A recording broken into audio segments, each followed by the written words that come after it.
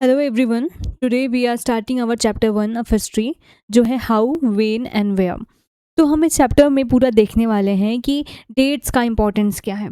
इस पूरे बुक में, जो आपका हिस्ट्री का बुक है, इसमें हम देखेंगे कि कैसे ईस्ट इंडिया कंपनी आई, क्या क्या हमारे सोसाइटी में चेंजेस आए, एडमिनिस्ट्रेटिव चेंज हुआ, लीगल चेंज हुआ, कल्चरल चेंज हुआ, कैसे थोड़ा वेस्टर्नाइजेशन हुआ।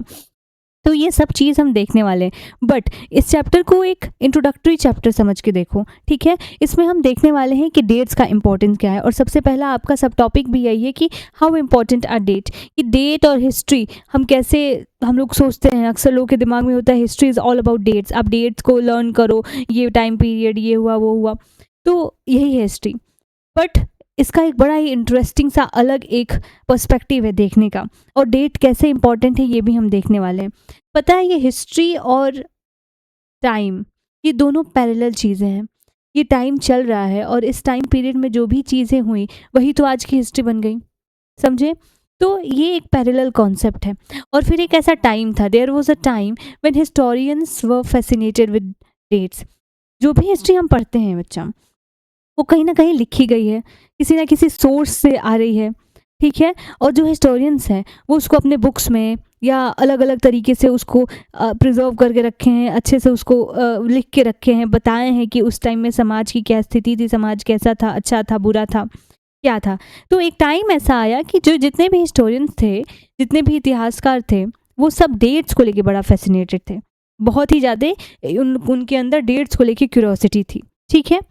और there were heated debates about the dates on which rulers were crowned or battle were fought। तो उनके बीच में हमेशा डिबेट होता था, और डिबेट हीटेड डिबेट भी हो जाते थे, डिस्कशन होते थे कि आखिर किस टाइम में कौन सा राजा कौन सा युद्ध जीता, कौन सी राजा गद्दी पे बैठा, कब वो गद्दी से हटा, कब उसका डेथ हुआ। ये सारी चीज़ें, ये डेट से कि इस दिन इस टाइम पे ये हुआ, इस टाइम पे हुआ, ये सारे डिबेट आपस में वो सब करते रहते थे, ठीक है।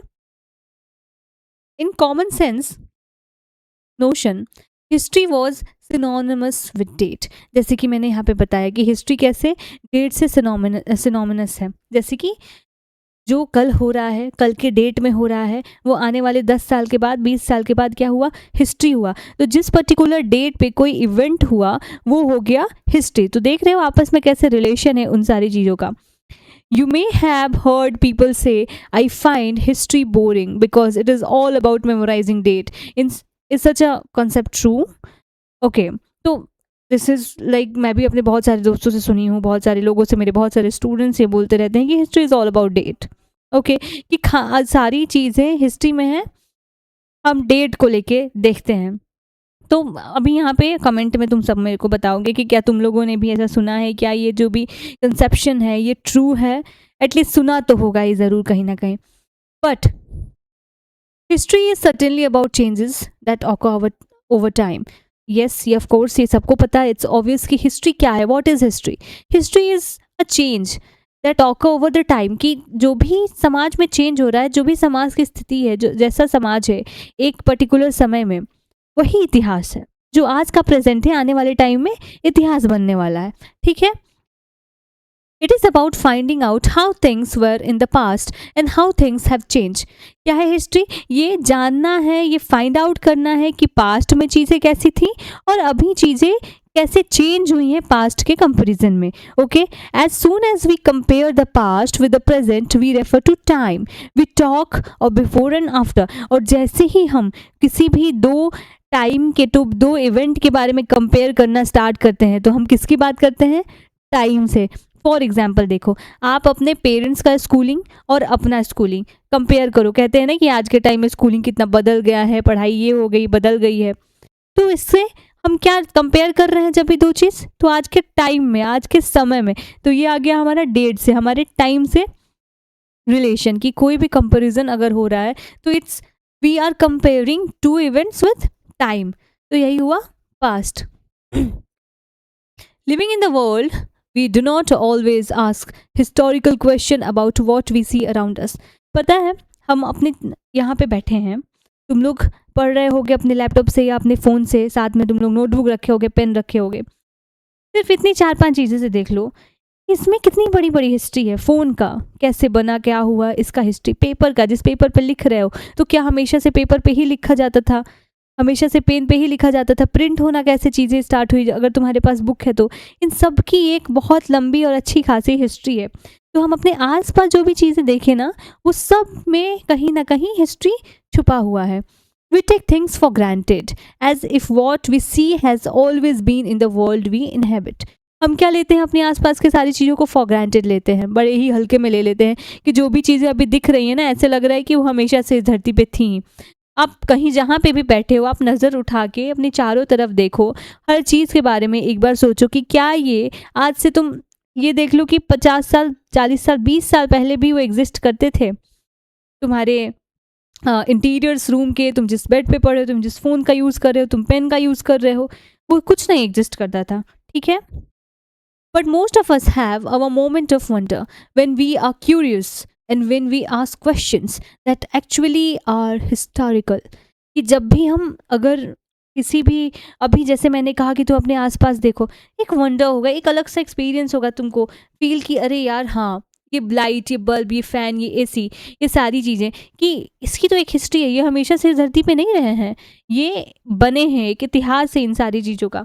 तो तुम बहुत ही क्यूरियस हो जाओगे इन सब चीज़ों को जानने के लिए, और यही क्या है, हिस्टोरिकल है, ठीक है? Watching someone sip a cup of tea at a roadside tea stall, okay, you may wonder when did people begin to drink tea or coffee. अभी हम देखो किसी भी टपरी पे, दुकान पे, बाहर कैफ़े में देख लो कि लोग चाय पी रहे हैं, ओके, या कॉफ़ी पी रहे हैं। तो इस चाय पीने की और कॉफ़ी पीने की भी आदत जो है वो एक टाइम से, इसकी एक हिस्ट्री है, एक टाइम से ये भी स्टार्ट हुआ है, ठीक है? ऐसा नहीं कि हमेशा से इस धरती पे था। Looking out of the window of a train, you may also ask yourself when were railway built and how did people travel long distance before the age of railway. अगर तुम ऐसे कर रहे हो, रेलवे हटाओ, तुम अपनी बाइक से, स्कूटी से, कार से, बस से ट्रेवल कर रहे हो, तब ये भी सोचो कि कैसे ये सारे इन्वेंट हुए, कब से लोग इतना लॉन्ग डिस्टेंस ट्रेवल करना स्टार्ट कर दिए। I hope you are understanding बेटा। तो ये है history, this is the introduction. Reading the newspaper in the morning, you may be curious to know how people got to hear about things before newspaper begin to print it. कि जब newspaper print नहीं होता था, उससे पहले लोग अपने आसपास की चीज़ों को कैसे जानते थे, क्या सोर्स था, क्या तरीका था कि वो न्यूज़ लें दूर दूर के। तो इसका भी एक अपना इतिहास है, और ये सारी हिस्ट्री तुम इसमें क्लास 8 में और आगे क्लास 9 में भी कुछ कुछ पढ़ने वाले हो, ठीक है? All such historical question refers back to notion of time. और ये सारे क्वेश्चन कहाँ हमें ले जाते हैं? बैक इन टाइम, समय पीछे हम जा रहे हैं, फिर से देख रहे हैं कि कब से ये चीज़ें स्टार्ट हुई। 16th century, 14th century, 15th century, इन सारे टाइम में हम जा रहे हैं वापस। But time does not have to be always precisely dated in term of particular year or a month. देखो, कोई भी जो समय है वो हम प्रिसाइजली हमेशा नहीं एक पर्टिकुलर ईयर या मंथ में डेट कर सकते हैं, नोट कर सकते हैं। What do mean by precisely? Precisely is the एक एक्यूरेट वर्ड। जैसे मैंने कहा ना, 4th Feb ले लो, ठीक है, 2026, ओके। तो ये जो एक डेट है, ये प्रिसाइज डेट है, ये एक एक्यूरेट डेट है, okay. Sometime it is actually incorrect to fix precise date to processes that happen over a period of time. कभी कभी क्या होता है ना कि कुछ जो प्रोसेसेस होते हैं उसको एक्चुअली प्रिसाइजली लिखना बड़ा मुश्किल हो जाता है हिस्टोरियन के लिए भी। फॉर एग्जांपल, चाय पीना, जैसे ये टी भी हम स्टार्ट करें इंडिया में पीना, तो ऐसा नहीं है ना कि एक पर्टिकुलर डे से सारे लोग पीना स्टार्ट कर दिए। इट्स अ प्रोसेस, एक ये टाइम लिया, ओके। तो एक इस हिस्ट्री को, इस इतिहास को हम प्रिसाइजली नहीं लिख सकते हैं, ठीक है? People in India did not begin drinking tea one fine day, right? They develop a taste for it over time. There can be no one clear date for process such as this. देखो, इस process का कोई एक clear date नहीं हो सकता है, okay?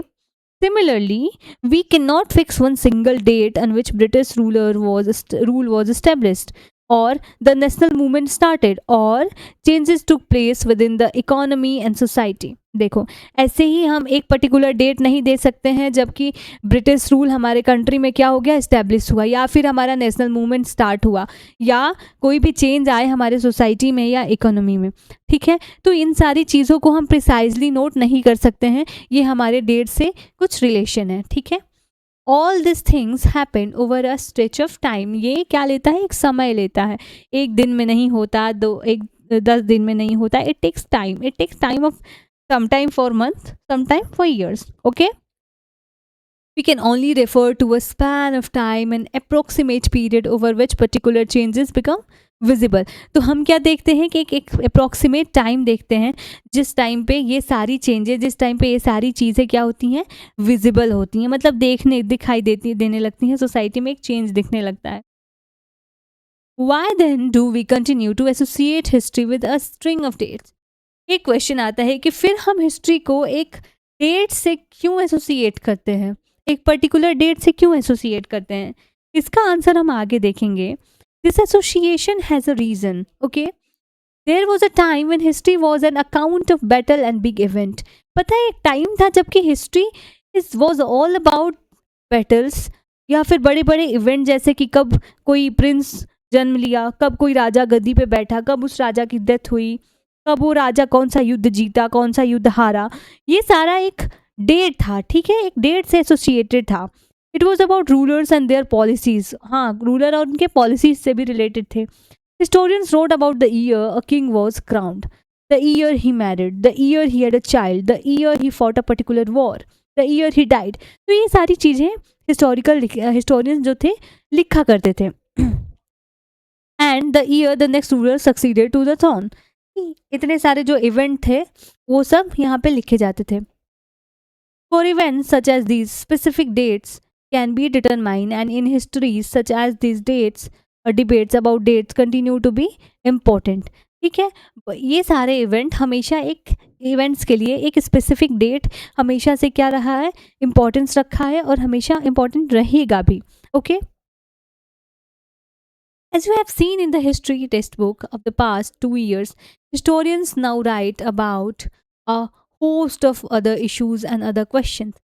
अभी क्या हम देखेंगे अपने हिस्ट्री टेक्स्ट बुक में कि हिस्टोरियंस क्या करने लगे हैं, एक पर्टिकुलर इशू को, एक पर्टिकुलर क्वेश्चन को उठा के लिखने लगे हैं. They look at how people earn their livelihood. अब वो लिखते हैं कि कैसे लोग अपनी जीविका के लिए कमाई करते हैं, कैसे they earn their bread and butter, what they produce and ate, वो क्या प्रोड्यूस करते हैं, क्या खाते हैं, कैसे अपने सिटीज़ को डेवलप करते हैं, कैसे एक नए मार्केट को डेवलप करते हैं, कैसे एक किंगडम फॉर्म होता है, एक नया आइडिया कैसे समाज में फैलता है, स्प्रेड होता है. Okay, and how culture and society change, और इवेंचुअली एक सोसाइटी, एक कल्चर कैसे पूरा का पूरा चेंज होता है.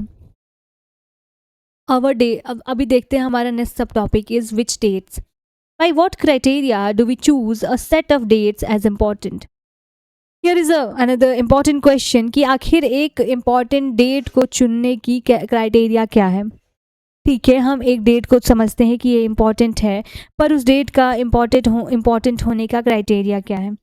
The dates we select, the dates around which we compose our story of the past are not important on their own.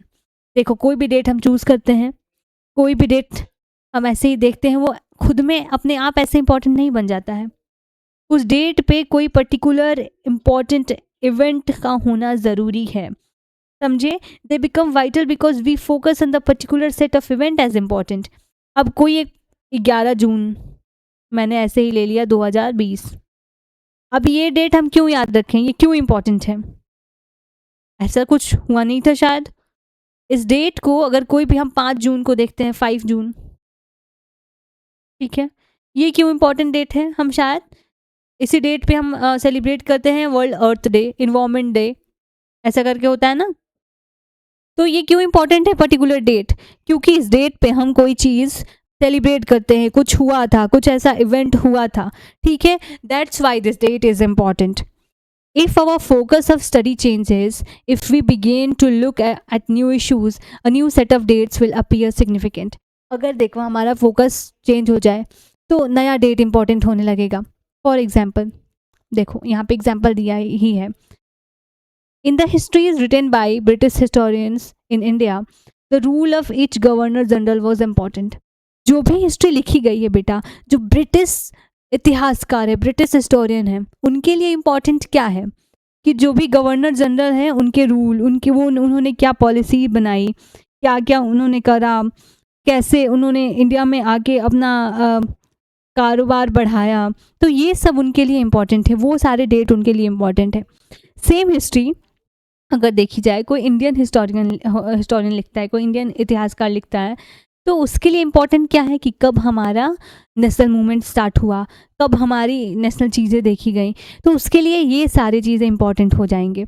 आगे देखो, this histories began with the rule of first governor general Warren Hasting and end with the last viceroy Lord Mountbatten. यहाँ से दो चीज़ भी हमेशा notice करना कि first governor general कौन थे, वॉरेन हेस्टिंग थे, और लास्ट वायसराय कौन था, लॉर्ड माउंटबेटन। ठीक है। In separate chapter we read about the deeds of others, Hasting, Wellesley, Bentinck, Dalhousie, Canning, Lawrence, Lytton, Ripon, Curzon, Hardinge, Irwin. तो ये सारे क्या हैं, गवर्नर जनरल हैं। It was a seemly never ending succession of governor general and viceroy. All the dates in this history book were linked to this personality, to their activity, policy, achievement. तो मैंने जैसे बताया कि उनका history कैसे लिखा होगा कि इनके अचीवमेंट्स के को लिखा होगा, इनके एक्टिविटी, इनके पॉलिसीज़, इनका क्या तरीका था किसी भी चीज़ को हैंडल करने का, ये इंडिया में आके क्या क्या किए। तो वो ब्रिटिश हिस्टोरियन का अपना एक पर्सपेक्टिव होगा हिस्ट्री लिखने का, और वो अपने तरीके से अपने उस डेट्स को इम्पोर्टेंट समझेगा जिन पे इनके इवेंट हुए हैं, इनके इवेंट इंपॉर्टेंट हुए हैं। It was as if there was nothing outside their lives that was important for us to no.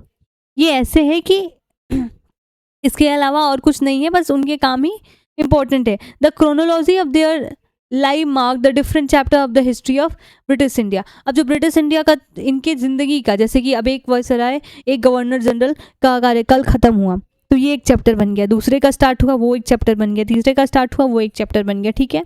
Can we not write about the history of this period in a different way? This is the question. क्या इसी period को हम एक अलग तरीके से नहीं रख सकते हैं? How do we focus on the activity of different group and classes in Indian society within the format of this history of governor generals? कि अब इन सारे गवर्नर जनरल के हिस्ट्री लिखने का अलग तरीका नहीं हो सकता है, अलग एक्टिविटी, अलग ग्रुप की तरीके से नहीं लिख सकते हैं, जैसा कि मैंने बताया। ऑब्वियसली हो सकता है, क्यों नहीं हो सकता है, जब एक दूसरा राइटर आए, उसका दूसरा पर्सपेक्टिव हो सोसाइटी को देखने का, उसके लिए इंपॉर्टेंट डेट इवेंट्स अलग हों। ठीक है। तो when we write history or a story we divide it into chapters. जब भी हम हिस्ट्री लिखते हैं या स्टोरी लिखते हैं तो हम उसको क्या करते हैं, चैप्टर्स में डिवाइड करते हैं। Why do we do this? हम इसको ऐसा क्यों करते हैं, बताओ। It is to give each chapter some coherence. हम क्यों करते हैं कि सारे चैप्टर को एक कोहेरेंस मतलब क्या होता है कि ऐसा ना लगे कि दो अलग अलग कहानी है। चैप्टर 1 में तुमने गाय और भैंस की कहानी लिखी तो दूसरे में शेर आ गया, नहीं, वो एक कहानी का रिदम बना रहे, समझे। एक कोहेरेंस इसी को कहते हैं कि रिदम बना रहे, हम दूसरे एक चैप्टर को दूसरे चैप्टर से कनेक्ट कर सकते। This is the coherence. It is to tell a story in a way that make some sense and can be followed. ये ऐसी स्टोरी है जो कोई सेंस दे और उसको फॉलो भी किया जा सके. In the process we focus only on those event that help us to give shape to the story we are telling. ठीक है। तो इसमें हम क्या करते हैं कि उन सारे इवेंट को लेते हैं कि वो हमारे कोहेरेंस को मेंटेन किया रहे, उस प्रोसेस को मेंटेन किया रहे कि लोग कनेक्ट कर सके, पढ़ते रहें. इन the histories that revolve around the life of British Governor General, the activities of Indian simply do not fit. They have no space. तो जो ब्रिटिश राइटर हैं गवर्नर जनरल के बारे में लिख रहे हैं, तो जो भी एक्टिविटी इंडियन करते हैं बेटा, वो सिंपली उनके स्टोरी में फिट इन नहीं होता है, उनका कोहेरेंस नहीं बना पाता है, तो इसीलिए उनका कोई स्पेस ही नहीं है उनके स्टोरी में. ओके. जैसे अगर हम नेशनल मूवमेंट लिखते हैं अपना कि हमारी आज़ादी की लड़ाई कैसे चालू हुई, उसमें ब्रिटिश लोगों का एक छोटा छोटा रोल हमें हमारी स्टोरी में फिट इन नहीं होगा, तो हम उनको स्पेस नहीं देंगे. ठीक है, क्योंकि ये हमारा कोहेरेंस नहीं बनाए रखेगा. What then do we do? Clearly we need another format of our history. तो इसके लिए हमको एक दूसरा फॉर्मेट चाहिए हिस्ट्री का. This would mean that the old date will no longer have the significance they earlier had. अब इसका मतलब यही हुआ कि पुराने डेट का कोई सिग्निफिकेंस अब नहीं रहेगा. A new set of date will become more important for us to know. और एक नया सेट ऑफ डेट, वो डेट वही रहेगा, ऐसा नहीं कि हम डेट चेंज कर देंगे. वो जो 1600 से हम इन लोग रहे 1947 तक, डेट तो वही रहेगा पर उसका सेट हम चेंज करते जाएंगे.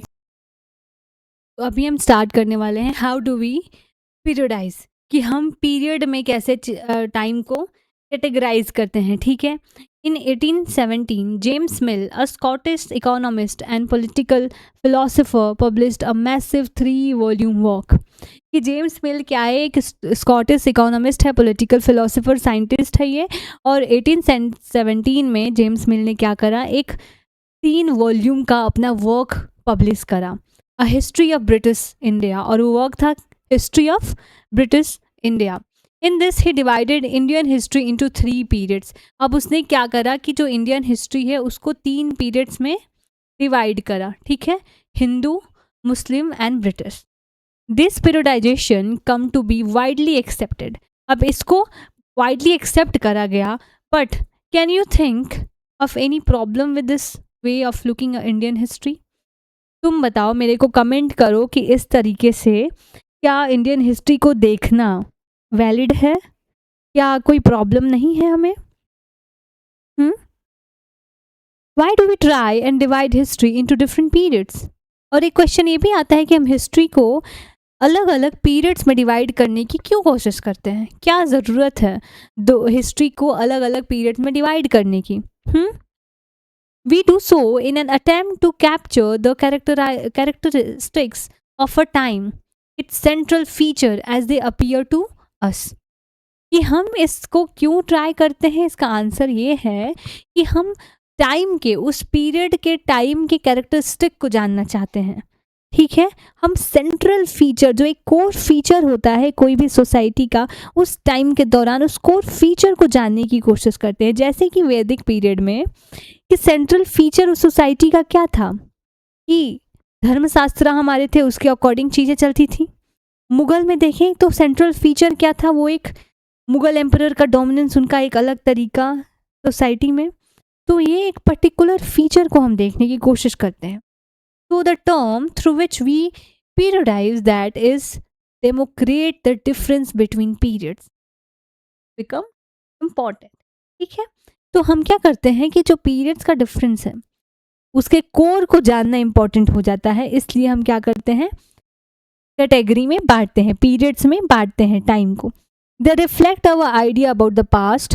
They show how we see the significance of the change from one period to next. ये क्या दिखाते हैं कि कैसे हम उस चेंज का सिग्निफिकेंस देखते हैं एक पीरियड से दूसरे पीरियड में, और कैसे हम पास्ट कैसे रिफ्लेक्ट होता है हमारे आइडियाज़ पे, कैसे हम कंपेयर करते हैं। तो ये सारे फीचर्स हुए, ओके। सॉरी बेटा। Mill thought that all Asian societies were at a lower level of civilization than Europe. मील की क्या थिंकिंग थी कि जितने भी एशियन सिविलाइजेशन हैं वो यूरोपियन सिविलाइजेशन से क्या है, लोअर लेवल पे है, लोअर है। ये उनका अपना सोच था, फैक्ट तो नहीं हो सकता है, वो उनका सोच था, ठीक है। According to his telling of history, before the British come to India, Hindu and Muslim despots rule the country, ठीक है।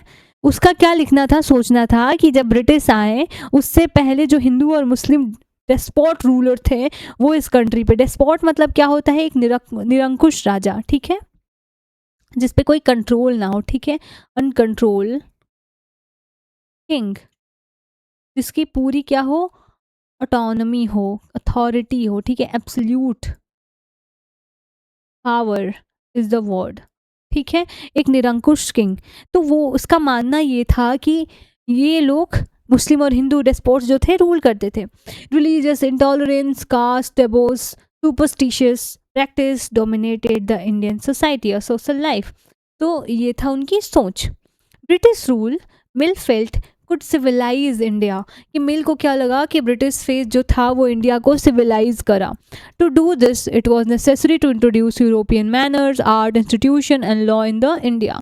और इसके लिए यूरोपियन मैनर्स को, उसके आर्ट्स को, उसके लिटरेचर को, इंस्टीट्यूशन को, उसके लॉ को इंडिया में इंट्रोड्यूस करना was important, was necessary. Mill in fact suggested that the British should conquer all the territory in India to ensure the enlightenment and happiness of Indian people. मिल का इतना तक सोचना था कि जो ब्रिटिश हैं उनको इंडिया के सारी टेरिटरी को कंक्योर कर लेना चाहिए, सारी टेरिटरी को ले लेना चाहिए, कि यहाँ के लोग को थोड़ा एनलाइटमेंट मिले और हैप्पीनेस आए सोसाइटी में, इंडियन पीपल के बीच में। For India was not capable of progress without British help, कि इंडिया का प्रोग्रेस बिना ब्रिटिश के हेल्प के पॉसिबल ही नहीं था. This was the thinking of mill. In this idea of history, British rule represented all the force of progress in civilization. The period before British rule was one of the darkness. Can such a conception be accepted today? तो मिल के according क्या था कि Britishers तो आके पूरा progress किए, civilisation बनाया यहाँ का. उससे पहले जो इंडियन सोसाइटी थी वो पूरी डार्कनेस में थी. यहाँ पे कोई ऐसा रूल लॉ और ये सब नहीं था. अब यू टेल मी कि क्या ये कंसेप्शन एक्सेप्टेबल है, क्या ये कंसेप्शन ट्रू है आज के टाइम में? Comment me. In any case, can we refer to any period of history as Hindu or Muslim? किसी भी केस में हम क्या अपने हिस्ट्री में ऐसे रेफर कर सकते हैं हिंदू या मुस्लिम? Did not a variety of faith exist simultaneously in this period? इन सारे पीरियड में बहुत सारे फेथ एक साथ एग्जिस्ट करते थे ना. I am asking. चलो ठीक है. Why should we characterize an age only through the religion of the rules of the time? हम किसी एज को रिलीजन के बेसिस पे क्यों कैटेगराइज करें? To do so is to suggest that the life and practice of the other do not really matter. इसको करने से ये होगा कि दूसरों का लाइफ, दूसरों की प्रैक्टिसेस इतना मैटर नहीं करती हैं. जो दो कैटेगराइजेशन है वही मैटर करते हैं. We should also remember that even ruler in ancient India did not all share the same faith. हमको ये भी ध्यान में रखना होगा कि एंशिएंट इंडिया में जितने भी रूलर थे वो सारे सेम फेथ को नहीं मानते थे. सबके अपने अलग अलग फेथ थे, सब अलग अलग प्रैक्टिस करते थे. Moving away from British classification, historians have usually divided Indian history into ancient, medieval and modern. इसका क्लासिफिकेशन से आगे बढ़ के अगर हम देखते हैं तो इंडियन हिस्ट्री को क्लासिफाई किया गया है एंशिएंट, मेडिवल और मॉडर्न में. This division too has its problem. इस डिवीजन के भी अपने प्रॉब्लम है. It is a periodization that is borrowed from the west where the modern period was associated with the growth of all force of modernity like science, reason, democracy, liberty and equality. कि इसके भी कुछ categorisation के इसके भी कुछ negative points हैं कि देखा जाता है कि ये बेस्ड है वेस्टर्न कल्चर पे, जहाँ पे मॉडर्न पीरियड को एसोसिएट किया जाता है जब साइंस का ग्रो हुआ, रीजन, डेमोक्रेसी, लिबर्टी, इक्वलिटी, इन सारे कॉन्सेप्ट का ग्रोथ होता है. उस पीरियड को हम कहते हैं modern period. Okay, medieval was a term used to describe a society where these features of modern society did not exist. और medieval एक ऐसा टर्म था, ऐसा टाइम था जिस टाइम में जो मॉडर्न फीचर्स थे अभी के, science, reason, democracy, liberty, equality, law, ये सारे जो हैं वो सब एग्जिस्ट नहीं करते थे. ओके, तो can we uncritically accept this characterization of the modern period to describe the period of our society? Answer me. As you will see in this book, under British rule period did not have equality, freedom or liberty, nor was the period under economic growth and progress. Many historians therefore refer to the period as colonial.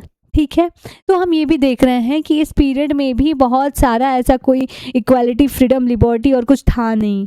ठीक है, वो period economic growth और progress एक particular class के लिए था. तो इस पीरियड को हम इसलिए ऐसे देखते हैं कि वो पीरियड था कॉलोनियल, उसको हम कॉलोनियल पीरियड कहते हैं. और कॉलोनियल पीरियड का मतलब क्या होता है ये सबसे पहले हम जानते हैं.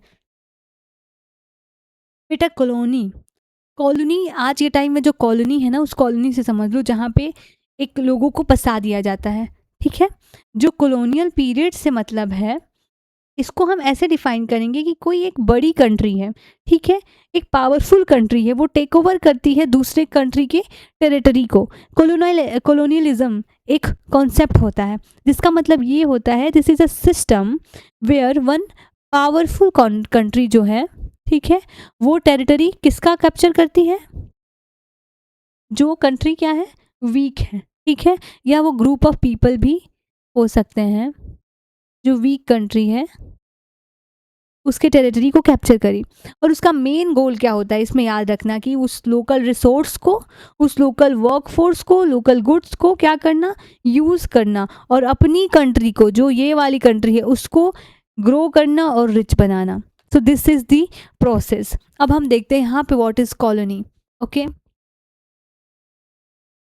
in this book you will read about the way the British come to conquer the country and establish their rule, subjugating local nawab and rajas.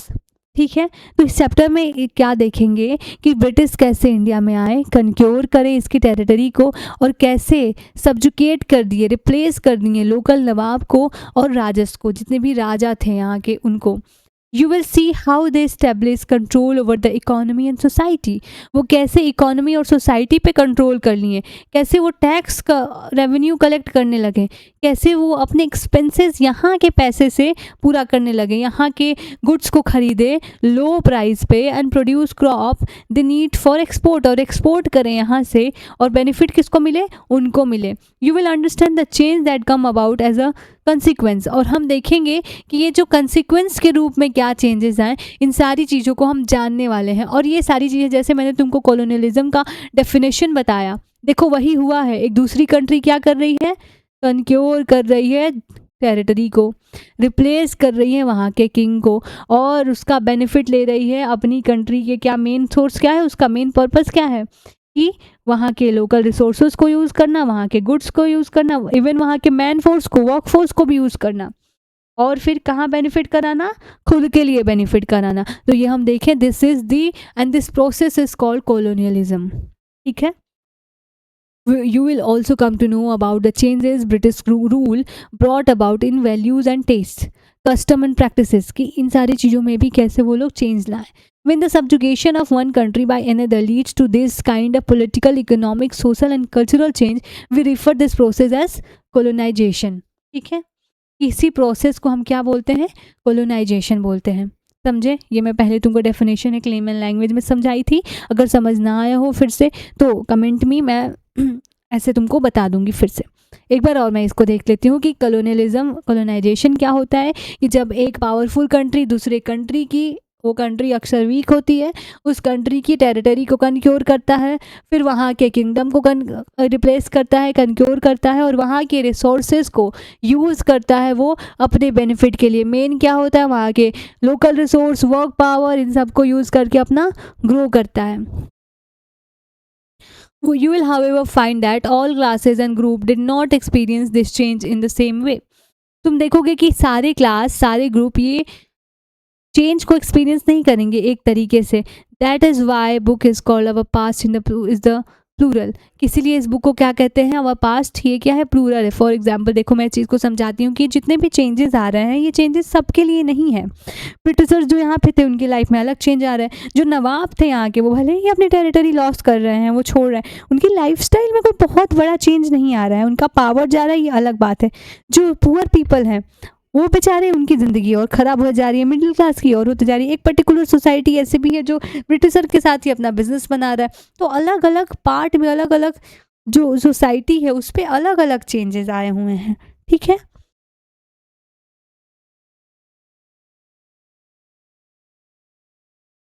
Next is how do we know. ठीक है। अब ये सारे changes आए, ये सारे society, history, ये सब कुछ हम देख लिए, पर सबसे बड़ा क्वेश्चन तुम्हारे दिमाग में आना चाहिए, सबसे इम्पॉर्टेंट क्वेश्चन आना चाहिए कि हम माने क्यों इस बात को। जो हिस्टोरियंस लिख रहे हैं वो किस बेसिस पे लिख रहे हैं, उनके सोर्स क्या हैं, हम उसको सच क्यों माने, ये सारे क्वेश्चन आने चाहिए ना।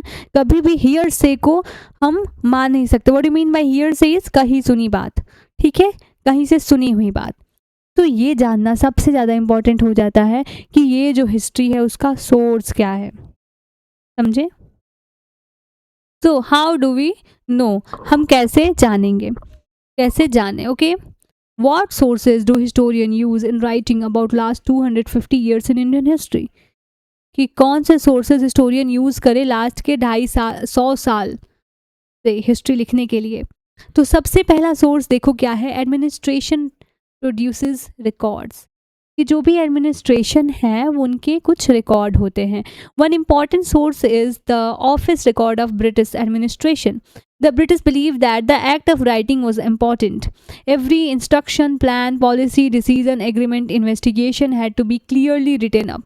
तो सबसे पहला सोर्स क्या आ गया कि उनके जो एडमिनिस्ट्रेशन का रिकॉर्ड था उससे हम जानते हैं, वो हमारा सोर्स बना। और ब्रिटिश का ये बड़ा ही बिलीव था, बड़ा, ये एक अच्छी चीज़ हम उनका मानेंगे कि वो बहुत बुक्स पढ़ते थे, वो इंटेलिजेंट। देखो, चोरी करने के लिए भी दिमाग की ज़रूरत होती है, ऐसे तुम बहुत बड़े बड़े मूवी देखे हो, money heist example, professor was the smart intelligent person, भले ही चोरी कर रहा है ये अलग बात है, पर दिमाग तो चाहिए।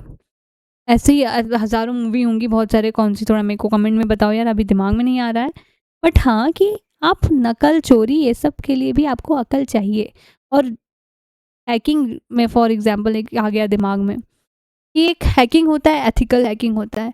एक जन बैठ के कंप्यूटर में बैंक को हैक कर लेता है, दूसरे साइड में वही उतना ही बड़ा एक्सपर्ट उसको प्रोटेक्ट करने के लिए है, पर दोनों के पास दिमाग तो है कंप्यूटर का। I hope you are getting my point. ठीक है, तो ब्रिटिशर किताब बहुत पढ़ते थे और लिखने को बड़ा इंपॉर्टेंस देते थे। और उनका क्या होता था, हर इंस्ट्रक्शन, हर प्लान, हर पॉलिसी, हर डिसीजन, एग्रीमेंट, इन्वेस्टिगेशन, हर रूल रेगुलेशन क्लियरली लिखा हुआ होता था। ये है तो है, एकदम कोई इमोशनल चीज़ बीच में नहीं होती थी। Once this was done, things could be properly studied and debated. एक बार ये हो गया तो सारी चीज़ें अच्छे से क्या होती थी, प्रॉपरली पढ़ी जाती थी, डिबेट करी जाती थी। This conviction produced N administrative culture of memos, noting and reports. अब ये सारी चीज़ें एक एडमिनिस्ट्रेटिव कल्चर बनाया जहाँ पे रिपोर्ट्स लिखे जाते थे, नोटिंग्स होती थी, नोट्स लिखे जाते थे, मेमोज होते थे। तो ये सारी चीज़ें सोर्स बनी एक हिस्ट्री लिखने का। The British also feel that all important documents and letter needed to be carefully preserve. और उनके दिमाग में ये भी था कि हर इंपॉर्टेंट डॉक्यूमेंट, हर इंपॉर्टेंट चीज़ को अच्छे से प्रिजर्व करने की भी ज़रूरत है। So they set up record room attach to all administrative institution. तो उन्होंने क्या करा कि जो भी एडमिनिस्ट्रेटिव इंस्टीट्यूशन है, इंस्टीट्यूशन मतलब कि वो ऑफिस समझ लो, कि उसमें एक रिकॉर्ड रूम अटैच करा दिया कि हर जगह पे, हर ऑफिस में एक रिकॉर्ड रूम होगा जहाँ पे डॉक्यूमेंट्स होंगे। The village tahsildar office, the collectorate, the commissioner office, the provincial secretariats, the law courts, all had their record room. सबका रिकॉर्ड रूम होता था। Specialized institutions like archives and memos were also established to preserve important record. और उन्होंने क्या किया, sorry, museums, क्या बोल दिया मैंने, कि उन्होंने क्या किया कि म्यूजियम, आर्चिव्स, ये सारे भी इस्टेब्लिश कराएं कि यहाँ पे सारे इंपॉर्टेंट डॉक्यूमेंट, इंपॉर्टेंट रिकॉर्ड को क्या करा जा सके, प्रिजर्व किया जा सके। ठीक है, तो ये एक ठीक ठाक अच्छी बात थी उनकी। Letters and memos that moved from one branch of administration to another in the early years of 19th century can still be read in the archive.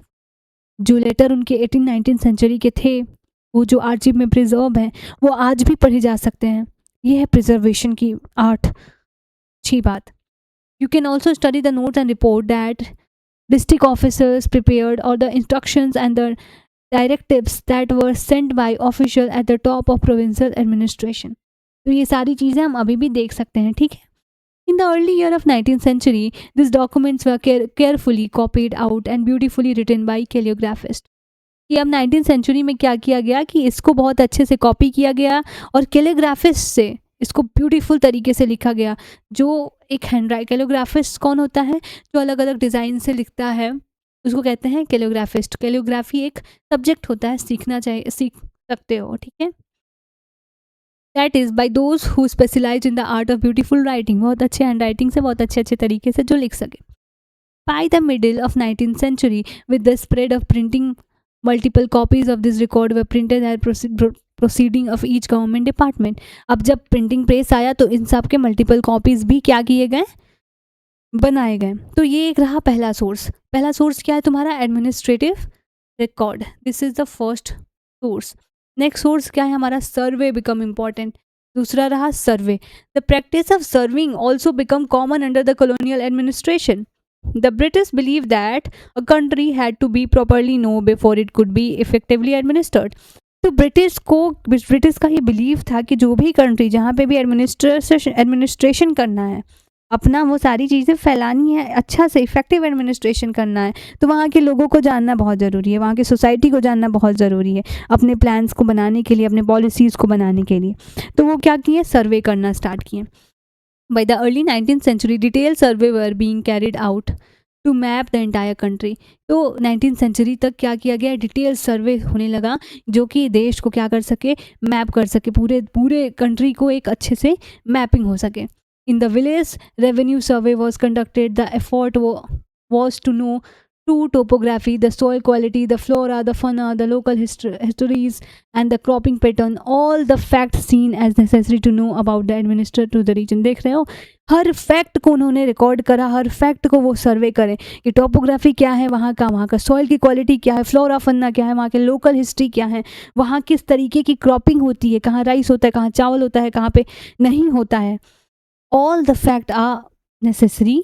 और उस सब को क्या किया गया, रिकॉर्ड किया गया एडमिनिस्टर के लिए, ठीक है। From the end of 19th century census operation were held every 10 year. और 19th सेंचुरी ख़त्म होते होते, ठीक है, जो सेंसस ऑपरेशन जो आज तक होता है सर्वे, वो हर 10 साल पे होना स्टार्ट हो गया।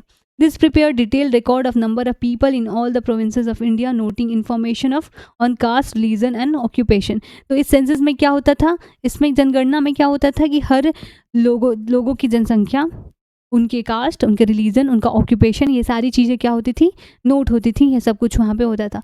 There was many other survey, botanical survey, zoological survey, archaeological survey, anthropological survey, forest survey, अलग अलग तरीके के, देखो इतने तरीके के सर्वे होते थे। तो ये एक बहुत ही बड़ा सोर्स रहा, ठीक है। तो ये हमारा दूसरा सोर्स था, ठीक है। What official record do not tell, जो ऑफिशियल रिकॉर्ड नहीं कहते थे वो कहाँ से लिखे गए, ये हमारा एक तीसरा इंपॉर्टेंट सोर्स बना। From there vast corpus of record we can get to know a lot, but we must remember that these are official records. हमको ये दिमाग में, हम उनके रिकॉर्ड से बहुत सारी चीज़ें जान सकते हैं, पर हमारे दिमाग में ये होना चाहिए कि ये उनके ऑफिशियल रिकॉर्ड्स थे। ये वहाँ के कल्चर के बारे में कम ही बता पाएंगे, वहाँ के लोगों की लाइफस्टाइल के बारे में कम बता पाएंगे, क्योंकि that was the administrative official record.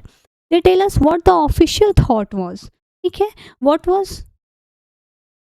what they were interested in, वो सारे लोग किस चीज़ में इंटरेस्टेड थे, and what they wish to preserve for posterity, और वो सारी किस चीज़ को प्रिजर्व करना चाहते थे, ये सब ऑफिस के रिकॉर्ड में थे। This record do not always help us understand what other people in the country felt and what lay behind their action। तो ये रिकॉर्ड ये नहीं बता पाते थे कि वहाँ के लोग क्या सोच रहे हैं, क्या फील कर रहे हैं, क्या महसूस कर रहे हैं। तो ये सारी चीज़ें इन सारे रिकॉर्ड से नहीं पता होती थी। तो ये कैसे होती थी, for that we need to look elsewhere, इसके लिए हमें कहीं और देखने की ज़रूरत है, कुछ और देखेंगे सोर्सेज।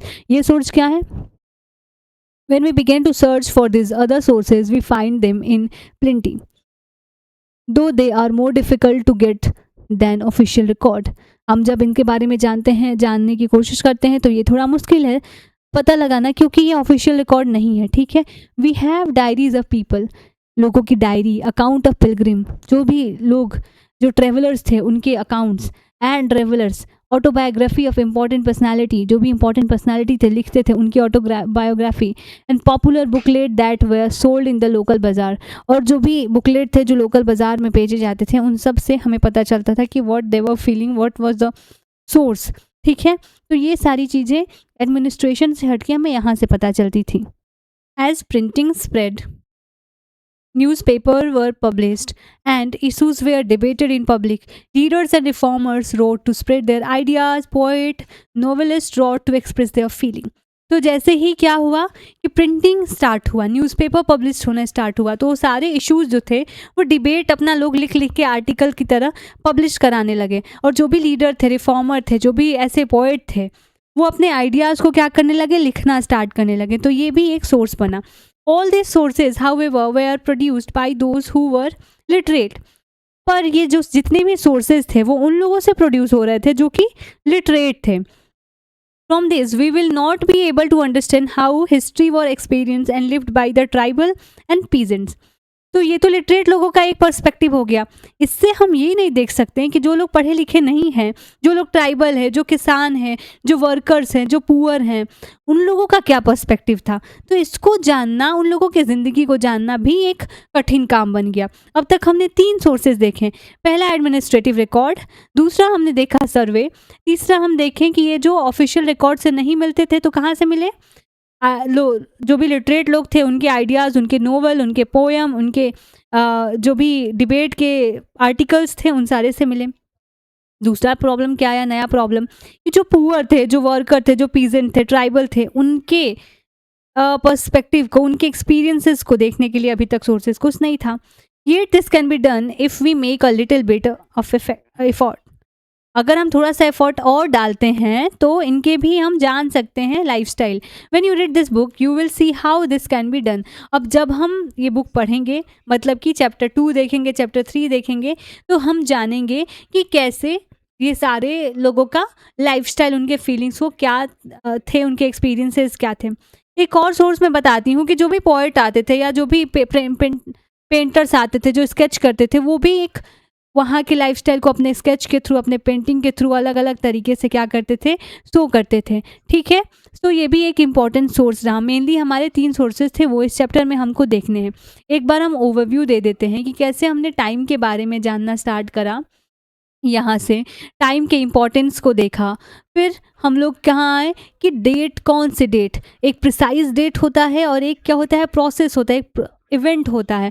ठीक है, वो हम देखे। अलग अलग हिस्टोरियंस के कैसे अलग अलग पर्सपेक्टिव हो सकते हैं, कैसे यहाँ पे जेम्स मिल ने पीरियड्स में कैटेगराइज करा हिस्ट्री को और उसकी क्या थिंकिंग थी इंडियंस को लेके, ये हमने देखा, जो कि एक्सेप्टेबल नहीं है। कॉलोनियलिज्म क्या होता है, इसका डेफिनेशन हम पूरे को शार्प करके मैंने यहाँ पे तुमको बताया था। और सॉरी कॉलोनियल क्या होता है ये भी हमने देखा। तो अब हम यहाँ पे देखें कि ये सारी चीज़ों के सोर्स क्या हैं। तो पहला सोर्स था एडमिनिस्ट्रेटिव रिकॉर्ड, दूसरा सोर्स था सर्वे और तीसरा था जो राइटिंग्स थे लोगों के, जो नोवेल थे, पोएम थे, उनके आइडियाज़ थे। एक क्वेश्चन मार्क यहाँ पे है कि जो ट्राइबल थे, जो इलिटरेट थे, जो पीजेंट थे, जो वर्कर थे, जो पुअर थे, उनके एक्सपीरियंसेस क्या थे, इसको हम देखने वाले हैं आगे अपने इन सारे बुक्स में। ठीक है, ये जितने भी चैप्टर्स हैं, सॉरी इन चैप्टर्स में। तो this was all about your chapter 1 of history time. I hope you understand. If you are getting any problem, any issue, any confusion on any topic, मेरे को कमेंट करो। I will try my best कि तुमको समझ में आए चीज़ें। And भले ही कुछ क्वालिटी और बाकी इश्यूज आ सकती हैं, बट जो भी मैं पढ़ा रही हूँ, this is the quality is important, right? The video quality is नहीं, the quality of education is important. और अगर तुमको कुछ भी परेशानी आ रही है, do contact with me. And yes, if you like, तो अगर पसंद पसंद आए तो लाइक बटन भी कर दो। और आगे के चैप्टर्स हम जैसे पढ़ने वाले हैं, हमारे साथ पढ़ने के लिए do subscribe. And like this is the contribution, this is the way to appreciate my work. ठीक है, इस तरीके से यू कैन अप्रिसिएट मी और मुझे भी समझ में आएगा कि this energy, the time I am like here investing, अभी मैं इन्वेस्टमेंट ही कहूँगी, कर रही हूँ, तो ये वर्थ इट है कि नहीं। ओके, तो प्लीज़ ये एक चीज़ करना। चलो ठीक है, अभी अच्छे से पढ़ो। मिलते हैं नेक्स्ट वीडियो में, जो हमारा चैप्टर 2 होने वाला है, और वहाँ से हम स्टार्ट करेंगे कि कैसे ब्रिटिश इंडिया में आए, एक कंपनी से कैसे यहाँ पे टेरिटरी को कब्जा कर लिया, और ये कॉलोनियल की भी देखने वाले हैं। ठीक है, तब तक के लिए चलो, keep studying and yes, please like share and subscribe.